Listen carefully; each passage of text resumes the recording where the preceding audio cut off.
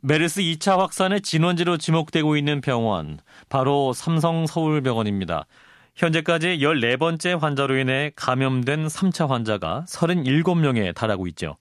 그리고 이 14번째 환자에 노출된 사람이 890여 명에 달해서 메르스 환자 발생의 끝은 어디인지 가늠도 못하는 상황입니다. 국내 최고 병원 중 하나로 꼽히는 대형 병원에서 어떻게 이런 허점이 발생하게 됐는지 전문가의 의견을 들어보겠습니다. 보건의료단체연합의 최규진 기획국장을 연결합니다. 국장님 안녕하세요. 네, 안녕하세요. 예, 우선 삼성서울병원에 3차 환자가 많이 발생한 이유에 대해 해명을 들어보면요. 그 2차 환자가 이제 지난 27일 최초 방문했을 때 평택의 문제병원을 방문한 사실을 알리지 않았다.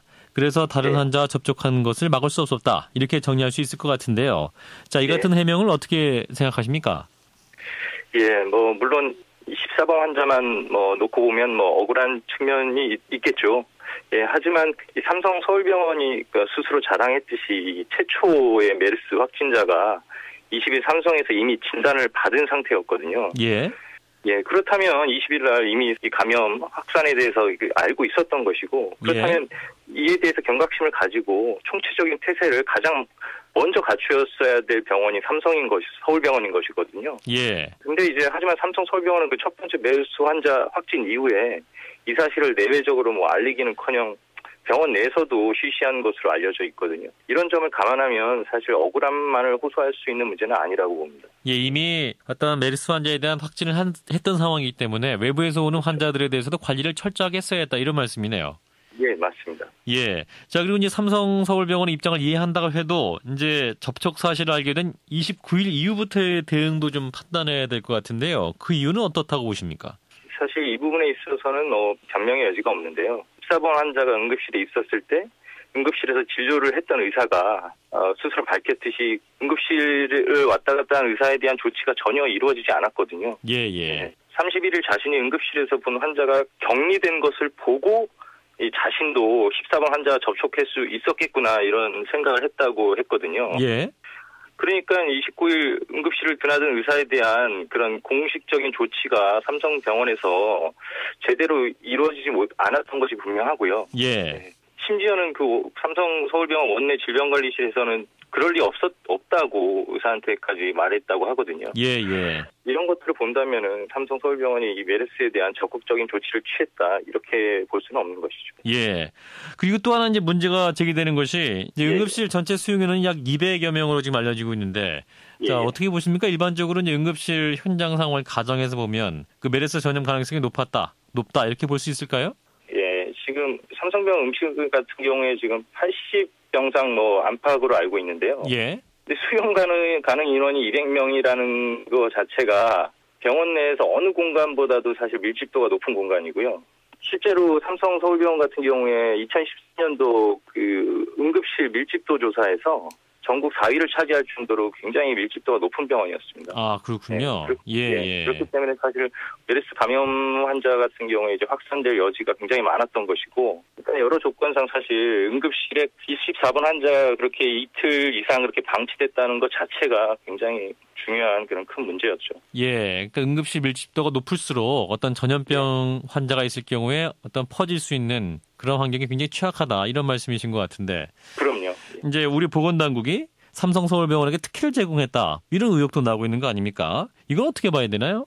확증은 없습니다만 그 삼성서울병원에 대한 특혜 의혹이 나올 수밖에 없는 그런 여러 가지 정황이 포착되는 건 사실입니다. 사실 확진 환자에 대해서도 삼성 스스로 자체 확진을 하겠다 이렇게 한다던가 별도의 그러니까 그런 공식적인 조처에 따르기보다는 자체의 조사, 자체의 조치 이런 것들을 계속 그런 행보를 보이고 있거든요. 예. 그런 것만 보더라도 이 사실상 어떤 그런 공적 기관에서 삼성에 대해서 예외를 두고 있는 정황은 상당히 좀 의심이 되는 것이고요. 예. 또한 이제 말씀하신 대로 이제 자체적으로 검사를 하고 자체 확진한다 이런 얘기를 지금 하시잖아요. 그래서 보면 이제 삼성서울병원 브리핑을 보면 자체적으로 CCTV를 분석해서 격리자를 판단했다고 하기도 하고 오히려 역학조사를 이제 삼성서울병원이 주도권을 쥐고 있다 이런 느낌이 들어요. 어떻게 보세요?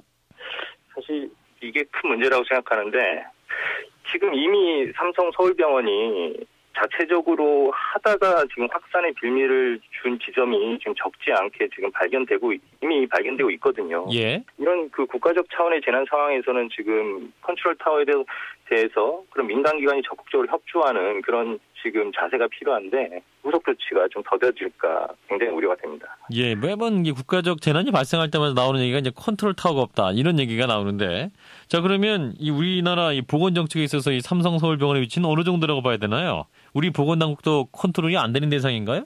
네, 이번 어떤 메르스 대처하는 상황에서 봤을 땐 상당히 질병관리본부나 이런 기관들보다도 거의 위에서 군림하는 그런 모양새라서 예, 굉장히 통제할 수 없는 성역처럼 느껴진 건 사실입니다. 예. 자, 그리고 이제 병원 실명 공개에 있어서도 우리 정부 굉장히 좀 뭐랄까요? 또 서울시가 좀 강하게 나서니까 뒤늦게 좀 공개한 그런 모양새였는데요.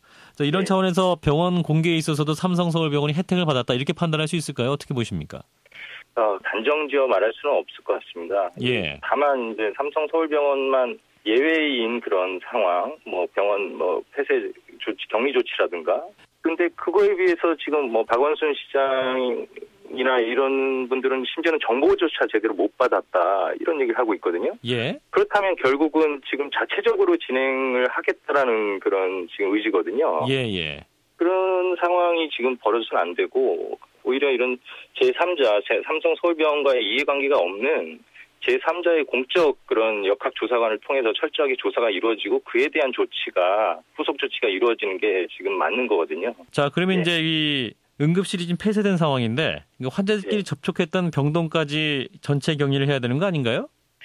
예, 원래는 이 병동 격리가 원칙으로 알고 있습니다. 먼저 역학조사관들이 정확히 조사해서 삼성 서울병원이 협조하에서 최대한 빨리 이루어져야 되겠죠. 예, 방역당국의 대책 컨트롤 타워 역할을 좀 제대로 해서 또 후속 감염이 더 이상 없도록 조치가 빨리 취해져야겠네요. 네, 말씀 여기까지 드릴게요. 고맙습니다. 예, 고맙습니다. 보건의료단체연합의 최규진 기획국장이었습니다.